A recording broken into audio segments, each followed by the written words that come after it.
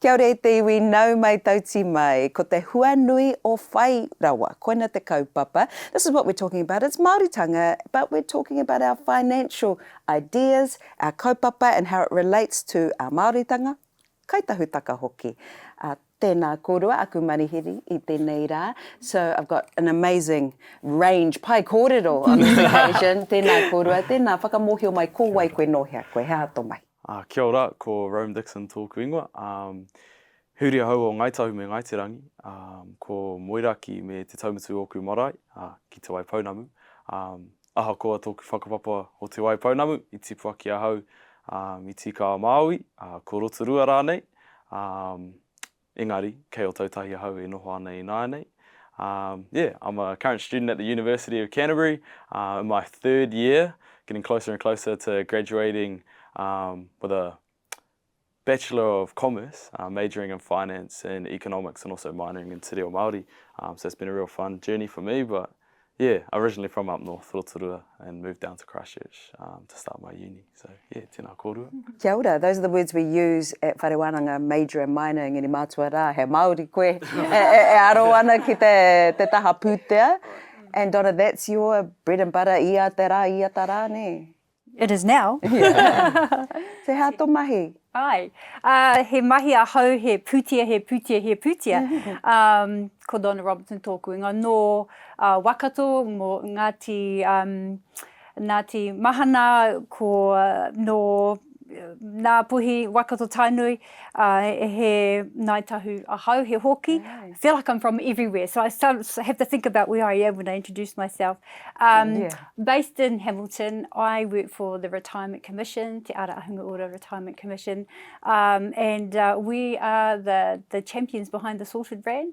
So yeah, my mahi is pūtea, talking about how we not only can retire comfortably, but I specifically have an interest in how Māori, how we view money. What are our motivations? Because it looks different to us. Our motivations for wanting to be successful financially are different. So that's my mahi, and yeah, really pleased to be here. I can't wait for this kōrero of our rangatahi. I think that's exciting to hear what our young ones are thinking and feeling, because I certainly didn't have that, and certainly encourage it. So yeah, excited to be here.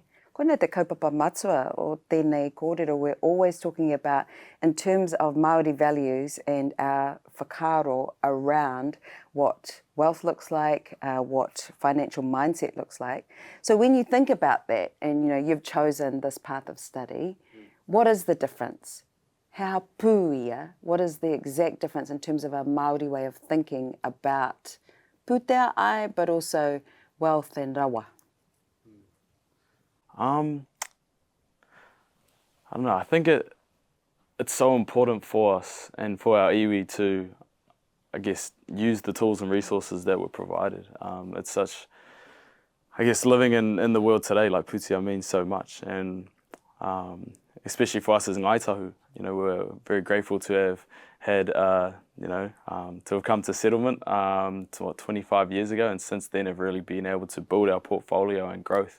But I think the real question is, I guess, what can we do with that? We've already done so much, but that's where we come in as rangatahi, is how can we, I guess, continue to keep our iwi progressing in that space. But was that part of your motivation of studying? Yeah, no, definitely, yeah. So I guess I've always been kind of business-minded. At kura and when I was young, I remember even, mum and dad got me into rearing calves when I was like, I think 8 years old, and all the way throughout my schooling years I used to rear 10 calves every single year and sell them off. So I think my mind has always been interested in that kind of space, and I'm grateful to have the opportunity to, I guess, do that. And so yeah, I think it was just, I wasn't ready to finish kura after high school, and I think that university was definitely on the cards, and no better degree for me than this. And now it's really progressed into a real passion for that financial space, and there's a lot of rangatira and kaumatua in this space who are just, killing it, and I admire that, and I think that that's definitely a space where I want to be working in the future, as I guess, combining that the financial knowledge, even though it is, what I'm learning at university is a very Pākehā space and those sorts of whakaaro, but how can I translate that into te ao Māori to better our people, because I think it's so important, eh? So. Hea tō whakamauri I taua kōrero, Donna, so when you hear that, like, so these are particular tools, they're tools of the finance world, but bring them into a Māori context. How does that work?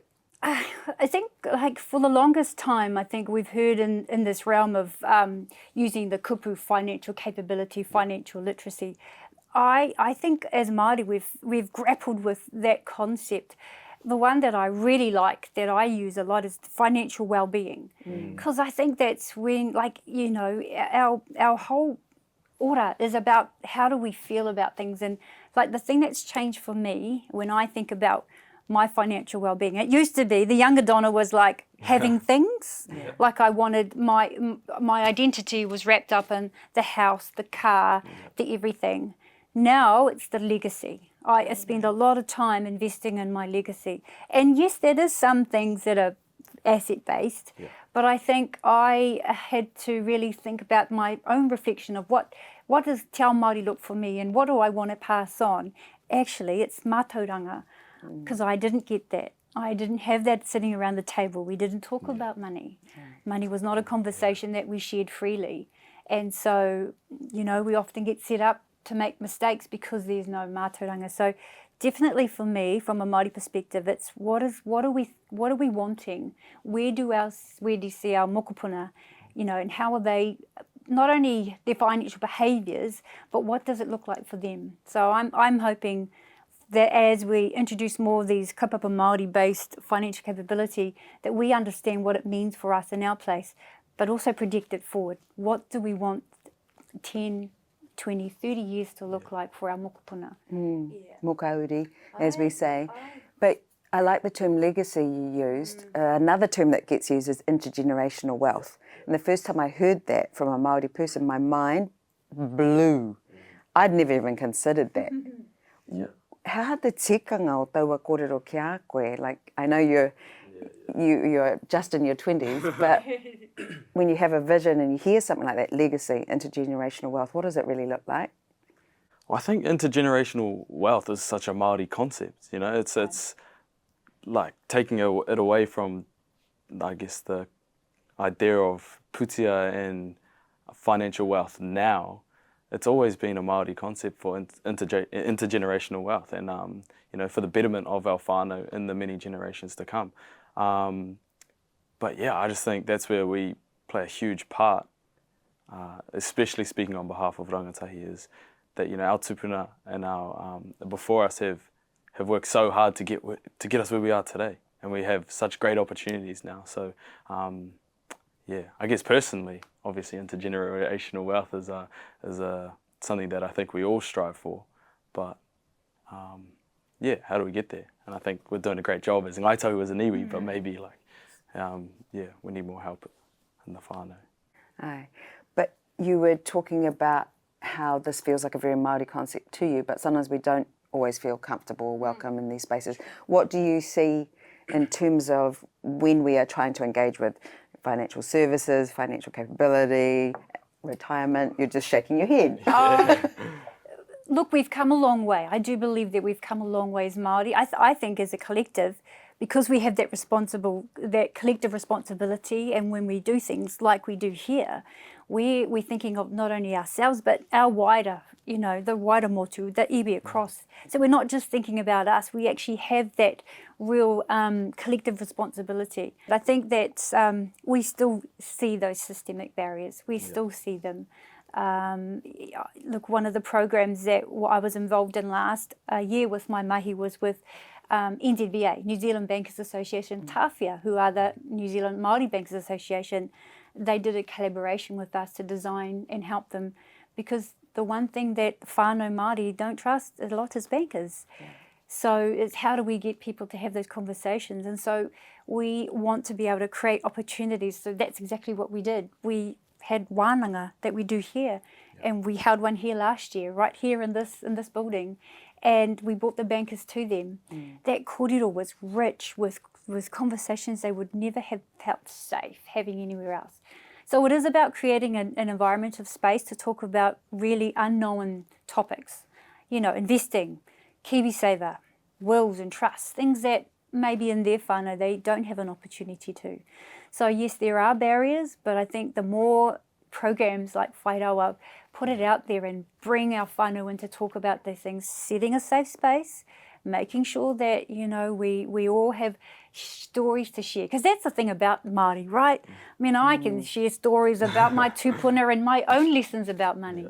But that's how we resonate with each other. And I think then when we get our whānau in that space, those barriers slowly start to break down. So for Whai Rawa, for instance, 55 is the age at which you can take money out for retirement. It is, and yet we also had a kōrero about it's not ideal because we want to be living longer. That's right. But then you can look at it creatively, how you're going to do it. Kendall Flutie said to us, well, this is my 55 to 65 plan, is where Whai Rawa really kicks in. What about for you? Can I say the word retirement? Like, does it register for you at your age? I guess, yeah, 100%. But more short term for me, I guess the Whai Rawa goal is just buying a house. And that's why I'm super grateful for this kaupapa and to have that as a resource. I think all ngā tahu need it 100% of the way. And you know, even as an example, just last year my older sister bought a house at 23 and she used the support of Whai Rawa. So like, yeah, it's working and that's all we need. I guess, yeah, retirement is definitely something that I will be thinking about. I'm thinking about it for my parents. And my papa, who's ngā tahu, he's got his Whai Rawa account ticking along, so that's what we need. Has he not hit 55 yet? No. Wow, ka pai papa. In terms of your sister, what do you know about her journey, if it's okay to share a little bit about that? About like getting to where she is, buying a home. Yeah, she is just such a hustler and she's worked so hard her whole entire life. She was a university student as well, studied at Lincoln. And now she's actually living south of Dunedin. I don't know if you know Milton. Oh. Yeah. So I'd never heard of Milton before my sister moved down there. The house prices are okay. Yeah, which is probably, you know, has helped out a bit as well. But you know, so proud of her journey, and she's made it there on her own with whānau support. But yeah, also, you know, the support of Whai Rawa and KiwiSaver, like it gets you to those positions where she is able to buy a house on her own or a big deposit on a house on her own at 23. So it's admiring for me as well. Hopefully I can get there. You would to retirement, like you don't need to think about retirement, but you did two things that are major milestones. True. And you can often just sit and forget. Retirement at your age just means like get the settings right. Yeah, that's true. Click into those things that are available and just let it do its thing. Because that's the magic of kind of KiwiSaver, right? Yeah. But a compound interest doing all its magic behind you. Yeah. So even though you're not thinking about it, your two actions are like major milestones. Well, and I'm just in a great position where I'm young enough to have that compounding for so long as well. Yeah. Like that's where, and they have all these graphs that you can look at and see where you're going to be in 50 years if you keep, you know, investing the same amount. That's an important thing to point out though, because you're both comfortable with that financial language. So if someone's low-key sitting there going, compounding, what are we talking about? How do you describe that? I think when you talk about it, we can turn it into a Māori concept, but really it's like interest earning interest. Yeah. And so it's like if you are putting some money, for simple sake, leaving it in the bank, when it grows each month, as it does, if you're putting it in the right space, you get some more money and then you reinvest that. And guess what? You get some more money. So it's really as simple as that. But there are some settings like obviously KiwiSaver and Whai Rawa that really optimizes that and just like fast burns it. And that's the bit that our whānau don't get. And so when we have a simple conversation about it and we show them, they're like, oh, where? And then we say, by the way, your home ownership dream could be 3 to 5 years away because of this magical concept. Yeah. Or one of them, there's others. They start to get really like, is this really possible? So I think, that mātauranga, I didn't know, have learned, and now I'm like, let's tell everybody. Ka taia. Yeah, you can do it. And like you say, some of those settings so that you can't touch it for a little while. You got to think about the end game. You've got match savings, say, those kind of things that are, I guess, those are things that light you up and you think, okay, I can see the potential in it? Or what are the things that actually speak to you as someone who's got good financial understanding? 100%. Like those things just get me so excited. The likes of compounding, and you can choose your own percentage of your income to put in, and just the matching is so it's great. But I think it definitely could be something that needs to be shared wider to more whānau in an easier voice, that's easier to understand. Like you said, it's like myself studying finance, I can understand those concepts because I've studied them and learnt them. But for majority of our whānau, do they really understand the benefits of it? So if we can break it down into, I guess, more simple terms, because it is a simple concept. But sometimes when you hear all these, words like compounding and all that, it can get confusing, and that sometimes that can also turn whānau away. Just don't bother about it. But it is so beneficial. I think it free money. Does free money appeal? And it should appeal to a majority of. But as you say, it's not so much free, but as in it's been earned by those who went before us. So we're kind of honouring them as we engage with this. He taone he manui tēnā ki a koe. That's something you're considering. You talked about those who ensured that we have a small percentage of what was lost to us returned. So you think about them? Oh, 100%, all the time. And well, we wouldn't be sitting here in this space doing this kōrero right now if it wasn't for those who worked so hard before us. And it wasn't too long ago. We've progressed so far as an iwi in the last 20 years. It's insane, and it just makes me so passionate and motivated because it makes me realise where we can be in another 25 years if it's exponential, So and we've got such powerful brains and people who are really putting in the hard work now as well. So it's only going up from here, and that's just what makes me so excited. It makes me want to be here working for it, but I've got time as well. So you can go to one of the big firms and bring your mātauranga over as well. Oh, I think that has to be the natural progression. I'm not going to get hired by Whai Rawa tomorrow. You don't know. Little plug. Yeah. But it is that accessibility, and I'm interested in the wānanga that you talked about. So when our people don't feel like, I can't trust a banker, where do those beliefs come from, do you believe? Look, I think we talk about intergenerational wealth, but I also think there's intergenerational mātauranga that we've had and we've collected. And, I actually did an MBA thinking I'll do this Masters of BA and I'll be really good and I'll get in the financial sector. I did a major in financial capability and I did it on Māori. And I was blown away, like, wow, there's so many things that we have to actually learn and know to take on. And so when I thought about what I had been taught, I was like, kore, I didn't have any money skills. I didn't. I had to learn them myself. So I started practicing. It was literally listening to podcasts or talking to people that had done it. And so starting to upskill myself, empower, because I think, you've got to whakamana yourself sometimes. So when we talk about these people that are coming in, how do we start having conversations? Just relate to them. We have to be able to say it's safe. We have to be able to say that, what they know is okay, and be able to share their stories. Because, our tupuna had amazing stories. I thought we were poor growing up. I did, because the society had taught me that we were poor. We lived in a big 4-bedroom home on a 1/4-acre section with 4 orange, mandarin, plums, peaches.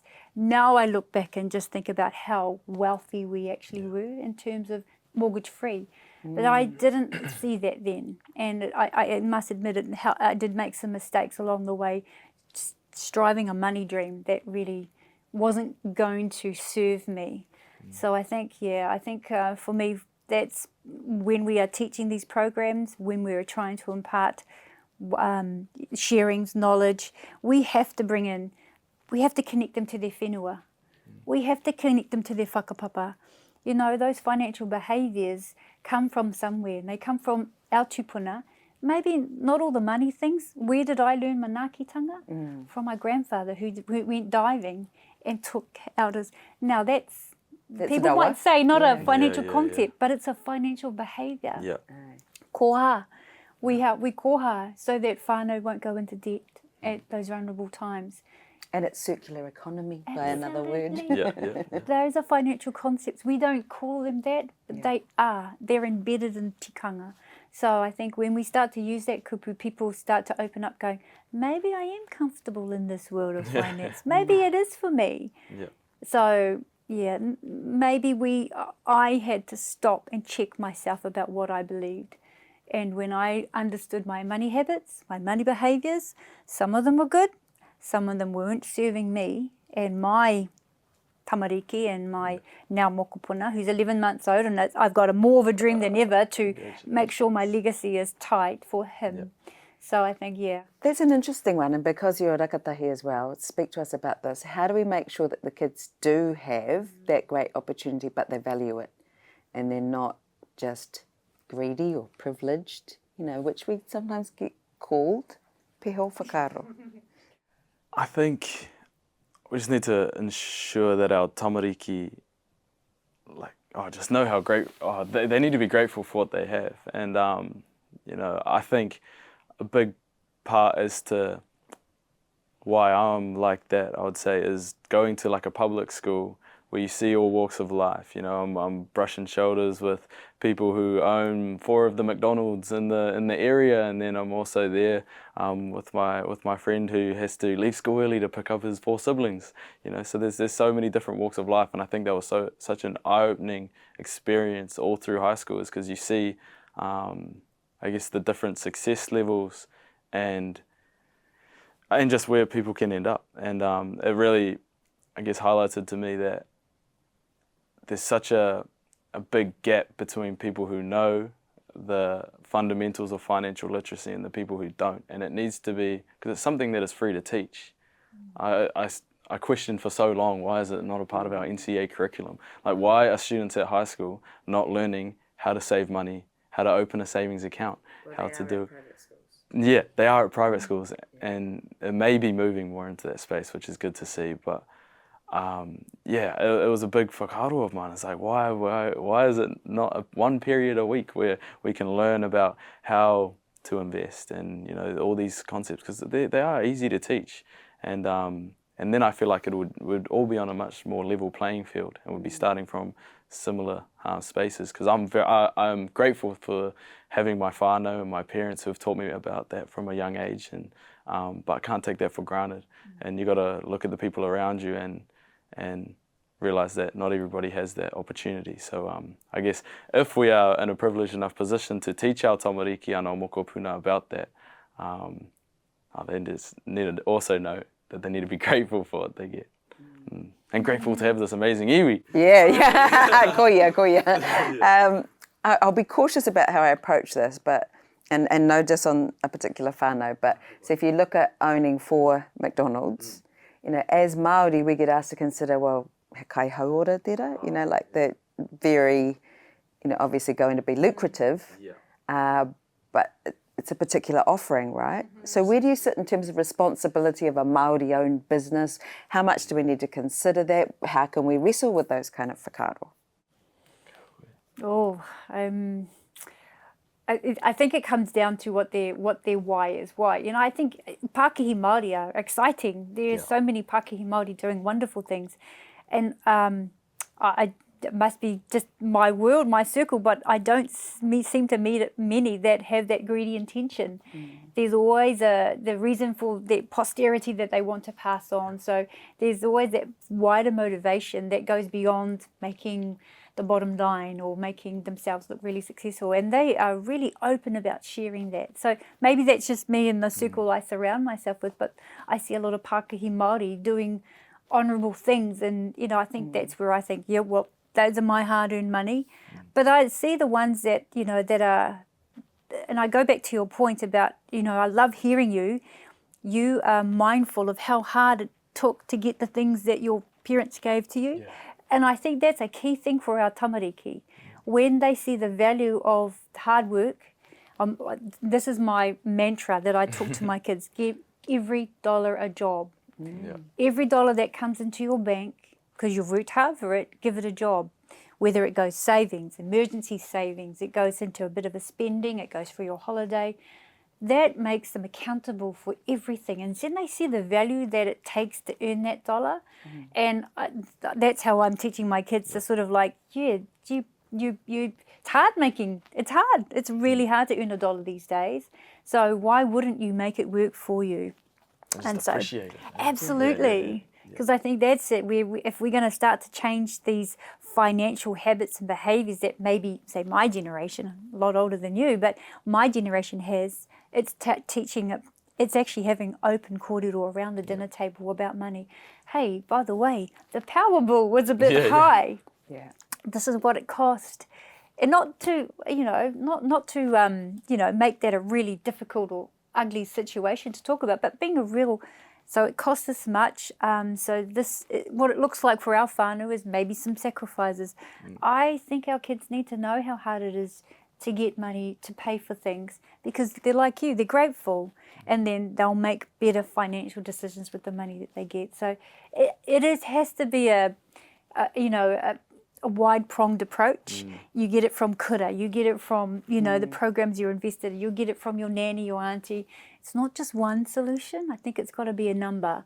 I mean, that's why I'm, a bit of a sorted free. I always tell everybody, it's free, not selling you anything, but if you want to know what your situation might be or your budget, have a tutu. I'm a big proponent for have a tutu. Well, one of the things, I guess, that changes for us is our expectations of kaumātua living.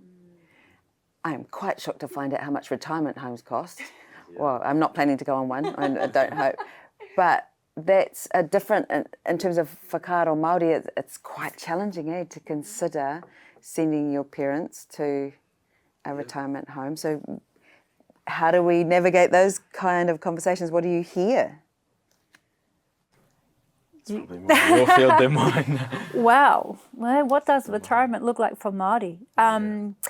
It's encouraging to see that some of our whānau are prepared. Some are preparing well for retirement. Home ownership is a huge reason for that. So having a home early on and being freehold in the retirement, that's going to be a really big benefit. Mortgage-free. Mortgage-free. Yeah. That will really impact their lifestyle in retirement. But what we are seeing is we're seeing our retirees still looking after mokopuna. So, our idea of retirement is actually changing and evolving. But I still think our retirees are still, when it comes to money, they're still not necessarily focused on the dollars in the bank, because that's still important. It's like they still want to contribute. We find our research saying that I actually want my cultural values to reflect the way I choose to live. So they're still contributing. They're still on the marae board committee and down there. So those things are still really important. But I think the more we can talk about retirement with our whānau, like my mum, really clear, sitting around the table and actually talking about, Mum, what's your retirement plan? I'm not sure, I just thought I did superannuation. Let me paint some numbers for you, Mum. This is what superannuation looks like, and if we're not in this situation, not to scare you, so we can start planning now. And then how do us as her children support Mum to reach her retirement goals, so that she's not waiting to get there to worry about it. So lots of open kōrero, lots of planning, and I think too, make sure that we share what's out there. Whai Rawa, make sure everybody that is entitled to it, get on board. And also, those conversations can look like who's going to look after our parents. Yeah, true. Have you had that one, Ro? Not personally, not yet. Maybe Jay's not even 55. But I'm sure it will come up. And I think, like you said, it's just important that it is open kōrero and things that you should be talking about all the time. I'm sure those kōrero will happen. But Mum and Dad are super capable at the moment for themselves. But I think that, they are in a position where they know where they want to be at retirement. And so they're probably pretty strong in that field. But if it gets to the point, then I'm willing to help. Maybe it means moving home. Well, that is the thing. It's about where you live, right? Yeah, and that's hard because I guess for a lot of people to pause their lives maybe, or even to move whānau down to where you are, we're all living all over the country now. Like, a great example, growing up in Rotorua, now my sister's in Milton.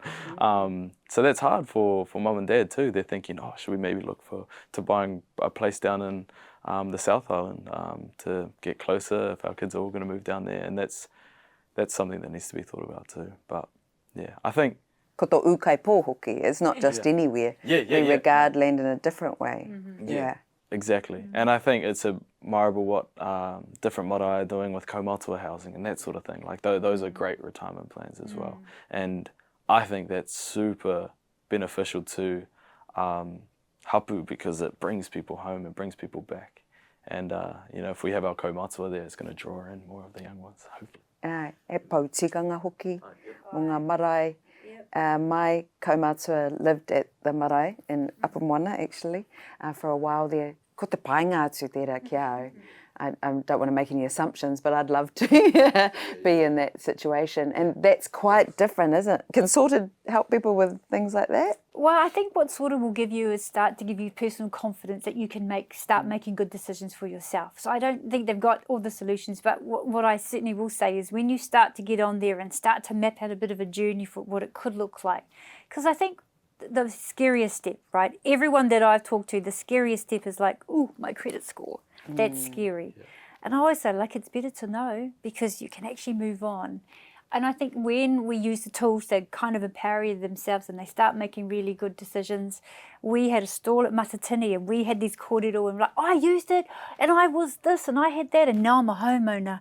But I used the tools, but I just empowered myself with all this knowledge and started being a bit curious. So, yeah, I don't know if it's got all the answers, but I think we're a very resourceful people. When we start to inform ourselves and start to teach ourselves and start to talk to people that can help us, we start to map out our own plans. And I think that mana motuhake exists in each of us.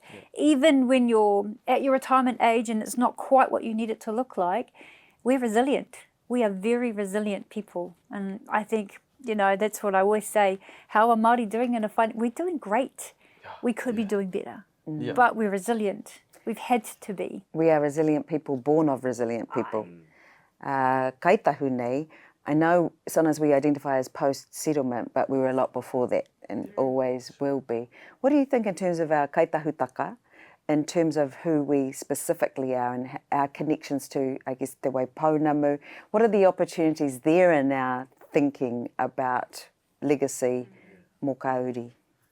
Well, as kaitau, we've always been a people of trade. You know, you look at our amazing resources that we have down here in Te Waipounamu. And we've always, I guess, been entrepreneurial people. So it is in our blood. And I think, you know, look at the Pounamu trades, what happened up in Kaiopoi. Like these were great, it was a great force and a great, I guess, system of entrepreneurship before even the concept of pūtea or like money. And that just shows you that we are financially literate people in a sense because of the way that our tupuna used to operate and run. And and I think it's just knowledge. Like people just need to learn and know, and we just need to overcome a lot of the struggles and battles that we're fighting now to get into that position. But like you said before, like Māori business economy is bigger than it's ever been before, and it's exponentially growing. So in the future, I can just see it being, you know, so big. And you'll be right amongst it. Yeah. As you say, once our people once, our people once were entrepreneurs, always entrepreneurs. But now you start learning about this system that is called the financial system, and you already have that understanding of who we've always been as traders and entrepreneurs.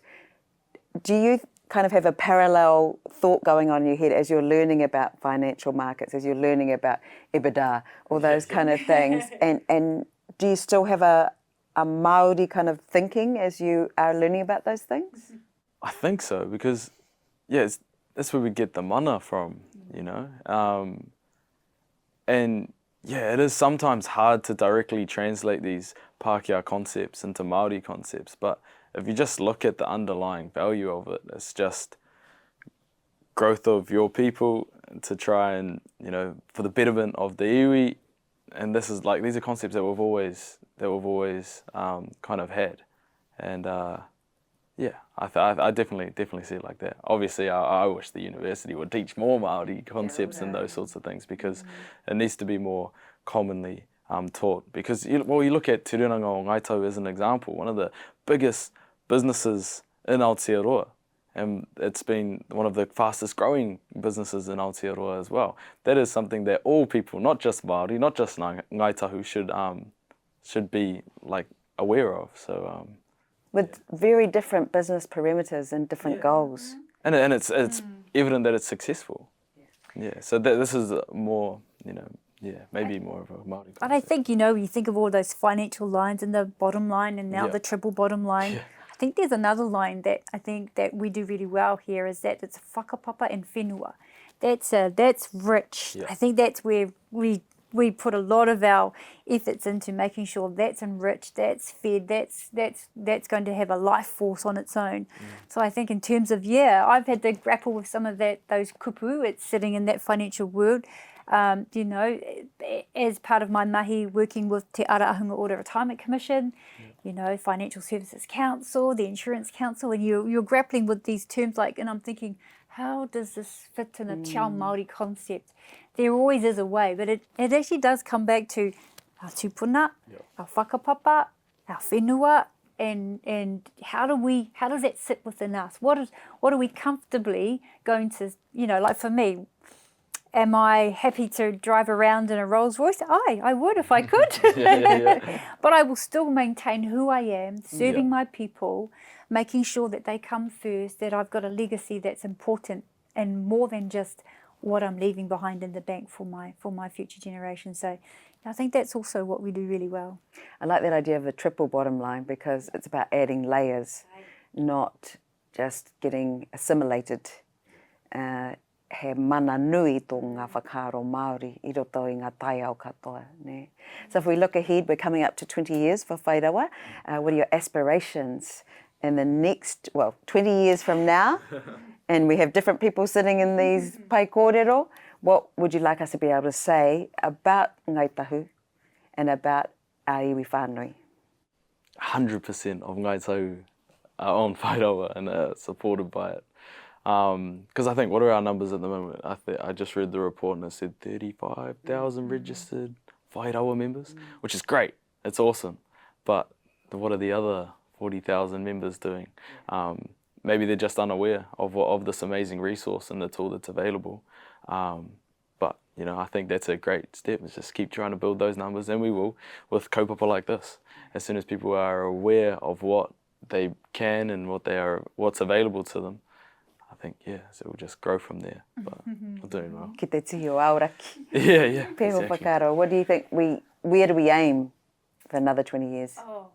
I mean, I think aspirationally, I think if we get to the point where we may not need it, because that we're so self-determining that whānau are operating on their own, they're self-supportive, they're homeowners, they're building legacy, they're intergenerational wealth, papakainga, they're living how they want to be, our kaumātua are contributing, but I mean, also think that Whai Rawa, there'll always be a place for that, because it's not just about the pūtea. I think about that of my kids when I enrolled them when they were really young. I get those newsletters that come out and I read them, because there's more than just money. The issues aren't, for me, more than just money. I think it's just in really embedding, like, what's going to be Donna's story? I hope my kids talk about me in 20 years' time and go, gee, Nanny, Donna was, she was broke, but she started this kōrero and she was passionate about it, and she started to teach us, and my great-grandparents knew this and they knew this, and now we're in a space where we're making great financial decisions. So where I want us to be mana motu hake. We will be deciding, we will be serving, we'll have our own banks, we'll have our own institutions. I've thought about that. You're going to be CEO of it, yeah? What does it look like? Tell us more. Oh, I just think that's definitely in the future and where we can move, because only 2 of the banks that operate in New Zealand are actually New Zealand owned or owned by in Aotearoa. And I think we are building such a strong foundation here at Ngaitahu that we definitely, in the future, have the capacity for that. What it looks like, I'm not too sure, but I think that could be a good goal in the next 20 years, is to start up our own banks, and then our whānau can be, getting mortgages from ngaitahu, and then we can have interest rates that benefit whānau and all those sorts of concepts. Which We I can think totally mess the system. Absolutely. Yeah, exactly. And there's so much opportunity disrupt for The that. profits from the bank going back into the people. Yeah. And love it can it. be that circulation. And so I think there's so much opportunity there for it. It's inspiring. Ai, mō kauri. So many wonderful aspects of this kōrero. Tēnā kōrua. Ki te hoe, let's go. Ki te tihi o Aoraki.